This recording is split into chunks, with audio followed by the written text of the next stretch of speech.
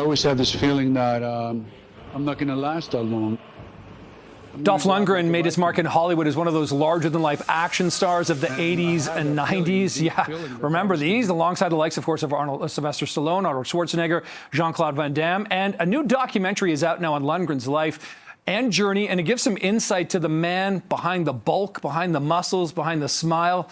Joining us now is the executive producer of the film. It's Dolph Unbreakable, pardon me, Adam Scorgie. Adam, good to see you this morning. This film, I saw about half of it, and I can't wait to see the rest of it this morning. I had it on earlier. Dolph Lundgren's life is not what you might assume. Definitely not. As we talked earlier, he had a Fulbright scholarship to MIT as a chemical engineer.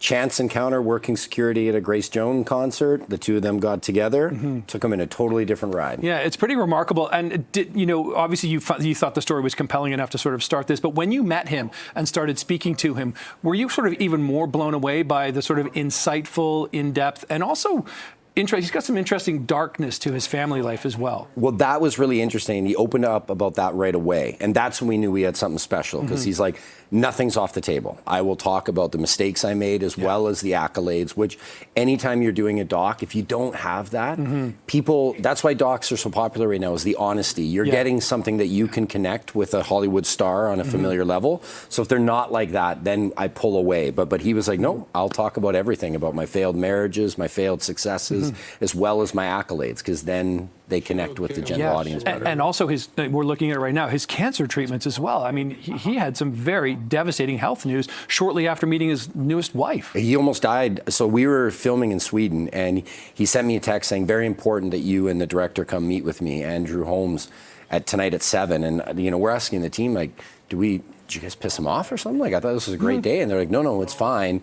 We go, and then that's when he said, the cancer has really spread. So you guys need to film the rest of it now. And thank God he got a third opinion. Yeah. They found an anomaly, treated with a new medication, and he's now cancer-free. So that was all in the journey of filming. We captured that as well. Wow, what an opportunity. And that honesty and openness that he showed, that helps you as a filmmaker tremendously. Yes, we can't, to me, you can't make the best doc possible unless you're willing to do that. And then him being open with the cancer treatment, like you saw there, his wife was filming. Yes. Right? We're like, hey, get all that stuff. I know it's awkward, but like, get it, because we can't be down there with cameras all the time. Yes, And like right after surgery is him waking up and the tumors removed. So you get to see not only this legendary action star, but the battles of cancer that he had, which every family goes through that, right? And you and I were talking, we're around the same age, and just that growing up with Dolph Lundgren on screen, He-Man, Ivan Drago and Rocky IV, the iconic roles, the fight scenes.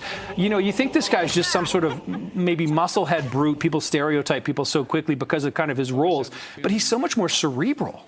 That is actually why Stallone, part of the reason he hired him for Drago, is when he realized that he was like this Fulbright scholarship student and everything else. Because when they did the fight scenes, like, they rehearsed for 3 months, which you don't get to do today, where every punch was like a musical. We showed in the film, they're like jab, jab, left hook, right movement, forever to put that together. And if you weren't a great athlete as well as really cerebral, it's very tough to do. And that's why Dolph got the role. Yeah, his ability to sort of, blend his mind with his muscles is really quite remarkable. And you really bring that out, not out of him, because I don't think you bring it out. He's really quite open about it, but just that kind of candor, I think, really makes this film so much more watchable, because like you said, if you don't get that, you're not getting honesty. No, if you don't have that personal connection, every doc we do when we're taking on this great story of someone that's done remarkable things is connecting on a human level. Because if you don't have that, we're kind of like, whatever, he's a pro athlete or this. But when you can do that, and Dolph is great. He's very like the Canadians, right? He's a Swedish guy originally, small country, right? So he's very happy and very,